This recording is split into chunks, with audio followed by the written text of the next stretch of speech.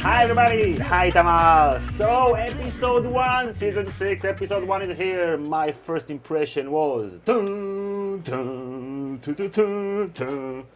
I really enjoyed the episode. Really enjoyed it. I liked it too. Yeah. It was great. It was short. It was short. I think it's the shortest episode ever. It was basically an exposition for the season. Yeah. Nothing major really happened. It looks like everyone in this the start of the season started at the lowest point, like Right. the gutters. Right. Sometimes literally. Sometimes literally and sometimes not literally. Let's start up north, outside Winterfell. Sansa was saved by Brienne very quickly. Yeah. I liked it that they didn't prolong her suffering. So just in episode 1, after a few scenes, that's it. Now she's rescued from the Boltons. I liked when Theon tried to convince Sansa to go across the river, Okay. and she was hesitant, but then she was convinced. I saw it as like symbolically she was baptized into the north. Like she went Into the cold. miraculously she didn't die from hypothermia. Maybe this is her northern genes. Or maybe that's her superpower. She cannot work, but she does not die from hypothermia. But I did wonder why Ramsay sent only 4 men to take back the most important thing in the world for him. I'm sure he had good reasons No? regarding the budget for the show, something like that. Yeah. No, because if he would have sent his whole army to find her, which would have made more sense, then he would have got her back, and that would be a problem in the plot. So it was probably, I need 100 people to find Sansa, and then and Dave, no, we can give you only 4. And 2 dogs The dogs. who disappeared. At the moment of the battle. Yeah. I was expecting Brienne to... But that would have made maybe Brienne less lovable if she would have killed the dog. Yeah. They might have left that on the editing floor, Yeah. the fighting with the dogs. Yeah, maybe it was too tough for the audience. Too graphic, yeah. Yeah. We can't handle the dead dogs. Yeah. They're also setting the stage for him to be an underdog a little bit and to become a loser, Yeah. maybe to make us feel for him a little bit, because then first he loses his girlfriend, then his father tells him you will lose everything if you don't Yeah. find Sansa. Yeah. So now he's weak. It was a great setup for explaining, I think, the importance of Sansa. As For the North. The political importance of Sansa for the North, because Bruce Bolton basically explained to his son that the North is more or less independent now. He Right. was disengaged from The crown. the crown, and he said, we are fighting the crown. Sansa is very important for the person who wants to rule the North. She's very important to the North because she's a Stark, and she's the only known survivor of Ned Stark. And you can't unite the North without a Stark. Yeah. I really enjoyed the part after the battle where Brienne swears her sword to Sansa. I thought it was moving. First of all, Brienne fulfilled her oath to save Sansa. Half an oath. Okay, but it's something's better than nothing. It's better than nothing, yeah. And Sansa finally has someone truly in her corner that she can trust. And the way she swore her sword, it mirrors the scene in season 2 when Brienne swears her sword to Caitlyn Right. with the exact same words. Right. Now she's hers, and she's going to be part of her Queen's Guard. Okay, so let's move south to King's Landing. Yeah. Not a lot of things happened in King's Landing, right? Jamie was on his speedboat back really fast to King's Landing. Just as Dorne was getting back to, before he even got back to his chair. castle, he was already To his chair. he was already in King's Landing. Yeah. And then he tells Cersei, "Fuck everybody, we're Yeah. in this together. Yeah, Just yeah. you and me." Again, I think it's a part of the theme of this season, that everything is falling apart. So basically, King's Landing now is not just the capital of the Seven Kingdoms, but I think it's more a Lannister stronghold. I would say the Red Keep Yeah. is the Lannister Even the Red stronghold. Keep, yeah. It's us against them now. Against everyone. Everybody is as our enemy. So, like, King's Landing is transforming into a Lannister faction. We saw Cersei, I think maybe at her lowest point yet, Right. grieving and crying Right. and self-reflecting even, admitting that she's some kind of a monster. Right. And now she tells Jaime about the prophecy, and she believes that Tommen will also die. Yeah, I can see Cersei. Okay, let's leave that for our episode 2 prediction video, Okay. right? Okay, so another thing that happened in King's Landing has to do with what happened in Dorne. Yeah. I really loved this plot twist, surprising plot twist in Dorne, because that sealed this whole plot that didn't work at all in Yeah. season 5. I can imagine like a screenwriter sit down and say, "Oh, what we're gonna do about Dorne? Let's just kill everyone." So they brought this actor. It didn't work. Let's wrap it up on the first. So he had episode. like 2 minutes. The actor had like 2 minutes Yeah. in this I episode. was watching Dorne walk, and I was like, "Wow, that's a miracle! It's a miracle!" That escalated quickly. It was basically a coup d'état. I thought it was great. I thought it was the best thing that we've seen from Dorne, like since last season. And It's not that hard, but not that hard, really. And now they're basically seceding from the Seven Kingdoms, or going to war, whatever. But now it's another part of the Seven Kingdoms that is no longer really a part of the Seven Kingdoms. Yeah. Not only the north, now also the south. Yeah. Now we're at the starting point of the balkanization of the Seven Kingdoms. Let's not forget about the Iron Island as well, the first to secede. And the story in the show diverged completely from the story in the books with regards to Dorne. Yeah. So basically, we're watching Dan and Dave's story, and I like it. I like it that it's not a little bit similar, but completely different, because now the responsibility is on them, and I don't feel like they're spoiling the books because it's different. We had a video predicting what Doran will do this season. I think with regard specifically to Doran, we didn't see him dying after 20 seconds. Yeah. But the two options that we raised, and we disagreed with each other, like I said that Dorne will go to war and will end the season outside of King's Landing, and you said that they will secede and stay behind the mountains until all the shit is no longer hitting the fan. And actually, these are still the two remaining options. Either this is a coup d'etat in order to go to war, or in order to say, we don't need you, we're out here, come and get us. And also, not only Doran is dead, also his heir, Trystane, that's like a real coup d'etat planned to the detail. Inside the family, they killed their cousin. They are kinslayer now. They are kinslayers. So they need to be punished. Right. That's bad pussies. Bad pussy. Bad pussy. That's sexist. So it's super dramatic.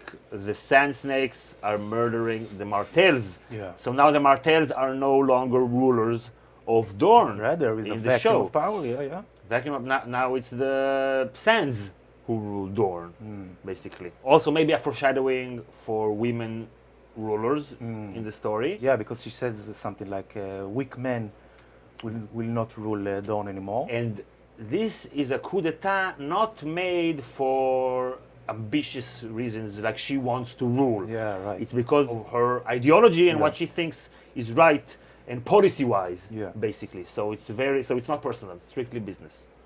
Strictly business. Okay, so let's go to the east. First to Meereen, right? Yeah. Tyrion is walking around the streets of Meereen with his buddy, Varys. Doesn't draw attention at all, you know. I liked it when he met this like poor woman and wanted to help her baby. He was being good, and she immediately assumed that he's the worst thing possible. Wants to eat her baby. Yeah. It's a recurrent theme with Tyrion. We said it in our Tyrion video that he's like this anti-Machiavellian character. Seen versus on the outside, but in your internal dealings with the other politicians, you can be cruel, ruthless, ruthless and treacherous and stuff like that. Okay. And Tyrion is the opposite. Like no matter how much he tries to be good, he's perceived as bad. Hashtag story of my life. I really like the quote that he told Varys, "You cannot fix this city, sitting on a 700-foot pyramid. Right. You need to walk the street. You need to put yourself in the shoes of the people.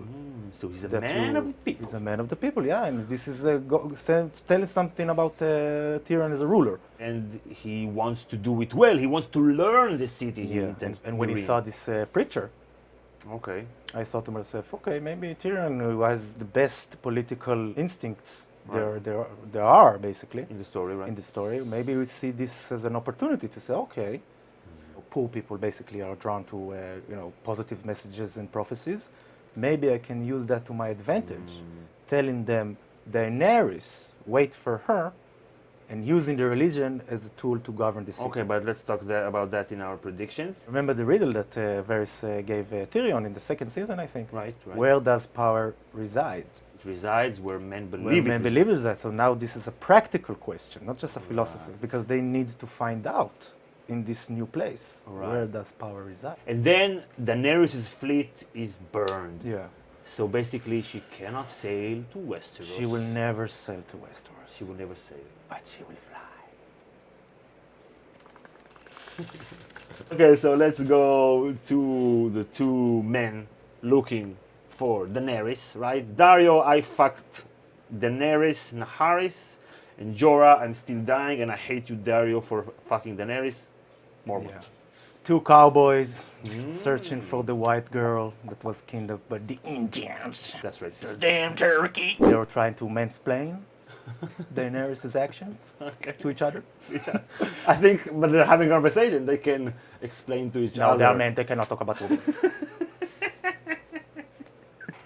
Okay, so Dany is now a prisoner. Yeah. These two Dothraki men. I really liked seeing the Dothraki again. I really liked it. Yeah, some reverse racism there as well. Some reverse racism. Yeah. These girls are white. I bet her horse is white as well. There's a Louis C.K. thing, a bit when he says that when people call him honky, they try to curse at him back. He says, "Oh no, you bring me back to owning land and people. Oh, this is so hard." But now she's fierce. She's not afraid of this Khal. She got her political education, remember, from these people. That's right. So she knows how to talk to them. But now the Khal tells her, "You are on your way to Vice Dothraki Yeah. as a widow of a Khal." Yeah. He tells her, "I will rape you." And then when she tells him that she's the widow of Khal Drogo, she says, I will not rape you because us men, we have rules for that. We can kill and murder and rape. But if you are married to a Khal, I don't want to touch you because I don't want other people to touch my property after I'm dead. Yeah. And I will send you to a place where all the other widows of the Khals are there, so nobody will touch you. Stay there, because I want other people to send my wives over there and not touch them even when I'm dead. Yeah. It's a good thing that men rule the world. That makes a lot of sense. I found it a little bit strange that no one recognized Khaleesi, basically. Even after she said I was the wife of Khal Drogo. Yeah, it was like, oh, okay, Khal Drogo, okay. I bet she was the only non-Dothraki wife, only blonde wife of any Khal. So people should have heard. that have 3 dragons, the only. Let's move further back to the west, to Braavos, where Arya is going to go through her Karate Kid training. Wax on, wax off. She's going to be a badass. Wax off. I think she really thought that she was banished from the House of Black and White. I think she was a little bit surprised when the girl told her, like, see you tomorrow. Right. She can't see now, so she has to listen. And for the first time, this tomboy, no girl that went against her parents' wishes every time, she will have to listen now. Be a good girl. Okay, so let's go to where the episode started and finished, to the wall. Jon is dead. Yeah, he's dead. You know nothing. Okay. So Davos is basically, in the episode, he's the responsible adult. He's now the commander of the faction, of the Jon faction at the wall, and now they're going to recruit the wildlings because there is a power vacuum at the wall, as we predicted. I like the way Alistair Thorne was honest. He killed Jon because he felt Jon betrayed the Watch. Right. And he told all the Watchers there, he told them, the Night Watch is based on loyalty. Right. And he betrayed the loyalty to the Watch. He sees this loyalty as loyalty to his team, not to the realm. And in that Right. sense, he's right. But it's a very narrow-minded, very partisan way of looking at things. Yeah, the wildlings are the Night's Watch enemies. But we have a true enemy now. True enemy to the realm of men. To the realm of men, so we're on the same team, basically, and Jon understood that. Okay. So Alistair Thorne basically has betrayed his vows to protect the realm of men. He got it wrong. He will be punished for it. Which brings us to Melisandre. She's lost at the wall, as we predicted. She's basically clinically depressed. Yeah. She was like a fierce believer, and now, she says, I saw Jon in the flames on the walls of Winterfell. So first she lost Stannis. Now she lost Jon. She has nothing. Yeah. She lost everything. I don't think people can understand the crisis that she feels. Like she's at the lowest point. A crisis of faith. It's the worst. And she's old.